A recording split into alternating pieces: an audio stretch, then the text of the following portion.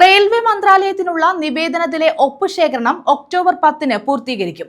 Kayamkulam railway junction വഴി കടന്നുപോകുന്ന വന്ദേ ഭാരത്, രാജധാനി ഉൾപ്പെടെയുള്ള 12 സൂപ്പർഫാസ്റ്റ് എക്സ്പ്രസ് ട്രെയിനുകൾക്ക് സ്റ്റോപ്പ് അനുവദിക്കുക, സ്റ്റേഷൻ നവീകരണം പൂർത്തീകരിക്കുക, റെയിൽവേ റോഡിന്റെ നിർമ്മാണം പൂർത്തീകരിക്കുക തുടങ്ങിയ ആവശ്യങ്ങൾ ഉന്നയിച്ചാണ് നിവേദനം നൽകുന്നത്. കഴിഞ്ഞ 3 ദിവസം കൊണ്ട് 5000-ഓളം പേർ ഒപ്പിട്ടതായി ഭാരവാഹികൾ അറിയിച്ചു. കായംകുളം റെയിൽവേ ജംഗ്ഷൻ വഴി കടന്നുപോകുന്ന വന്ദേ ഭാരത്, രാജധാനി ഉൾപ്പെടെയുള്ള 12 സൂപ്പർഫാസ്റ്റ് എക്സ്പ്രസ് ട്രെയിനുകൾക്ക് സ്റ്റോപ്പ് അനുവദിക്കുക, അമൃത പദ്ധതിയിൽ നടത്തുന്ന സ്റ്റേഷൻ നവീകരണം പൂർത്തിയാക്കുക, തകർന്നു കിടക്കുന്ന റെയിൽവേ റോഡിന്റെ നിർമ്മാണം വേഗത്തിലാക്കുക തുടങ്ങിയ ജംഗ്ഷൻ വികസനത്തിന് ആവശ്യമായ 26 ആവശ്യങ്ങൾ ഉന്നയിച്ചാണ് റെയിൽവേ മന്ത്രാലയത്തിന് കായംകുളം റെയിൽവേ ആക്ഷൻ കൗൺസിൽ നിവേദനം നൽകുന്നത്. ഇതിന്റെ ഭാഗമായാണ് 1,00,000 ലക്ഷം പേരുടെ ഒപ്പുകൾ സമാഹരിച്ച് റെയിൽവേ മന്ത്രാലയത്തിന് നൽകുന്നത്. കഴിഞ്ഞ 3 ദിവസം കൊണ്ട് 5000-ഓളം പേർ ഒപ്പിട്ടതായി ഭാരവാഹികൾ പറഞ്ഞു. LDF നിയോജകമണ്ഡലം convener advocate A Shajahan, Kadeesha orthodox church വികാരി കോശി മാത്യു, സഹവികാരി Binoy Esho, world peace organisation സംസ്ഥാന president doctor Janardhanakurup, Kumbalathu Madhukumar, DYSP Omanakuttan തുടങ്ങി നിരവധി പേർ ആശംസയുമായി എത്തി. നമ്മുടെ കായംകുളം പട്ടണത്തിൻ്റെ വികസനം തീർച്ചയായും റെയിൽവേ സ്റ്റേഷൻ്റെ വികസനം കൂടി ചേർന്നതാണ്. കായംകുളം പട്ടണം നമുക്ക് ഏവർക്കും അറിയുന്ന പോലെ മധ്യ തിരുവിതാംകൂറിലെ ഏറ്റവും പഴയ ഒരു പട്ടണമാണ്. ഏറ്റവും കൂടുതൽ വികസന സാധ്യത ഉണ്ടായിരുന്ന ഒരു പട്ടണമാണ്.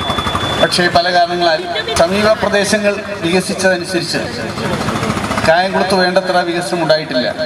അങ്ങനെ ഇരിക്കുകയാണ് കായംകുളം ഒരു റെയിൽവേ ജംഗ്ഷനായി മാറിയത്.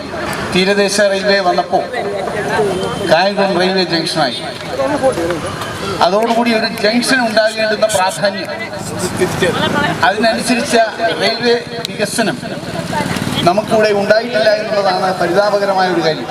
ആലപ്പുഴ, കൊല്ലം, പത്തനംതിട്ട, കോട്ടയം ജില്ലകളിൽ നിന്നും കായംകുളം റെയിൽവേ ജംഗ്ഷനിലെത്തുന്ന യാത്രക്കാരുടെ ദുരിതത്തിന് പരിഹാരം ആവശ്യപ്പെടുന്ന നിവേദനത്തിൽ ഹരിപ്പാട്, കായംകുളം, കരുനാഗപ്പള്ളി, മാവേലിക്കര, അടൂർ നിയോജകമണ്ഡലങ്ങളിലെ MLA-മാർ, നഗരസഭാ ചെയർമാൻമാർ, ത്രിതല പഞ്ചായത്ത് പ്രസിഡന്റുമാർ തുടങ്ങി സമൂഹത്തിലെ എല്ലാ വിഭാഗം പേരുടെയും ഒപ്പുകൾ ശേഖരിച്ച് ഒക്ടോബർ 10-ന് ഒപ്പുശേഖരണം പൂർത്തീകരിക്കും.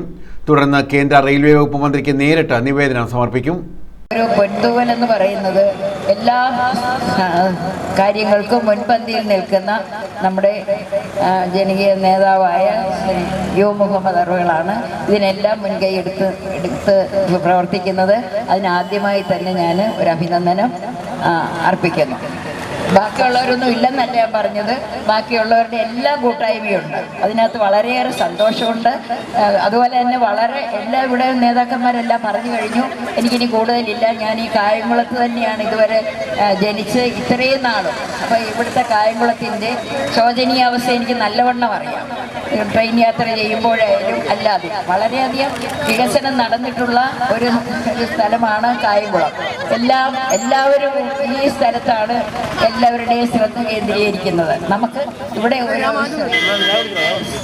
എല്ലാ ട്രെയിനുകളും നിർത്തുകയാണെങ്കിൽ നമുക്കത് വളരെയേറെ നേട്ടം ഉണ്ടാക്കും എന്നാണ് എനിക്ക് പറയുവാനുള്ളത്. KC വേണുഗോപാൽ MP നിവേദനത്തിന്റെ പകർപ്പ് സമർപ്പിക്കും. News bureau, Kayamkulam.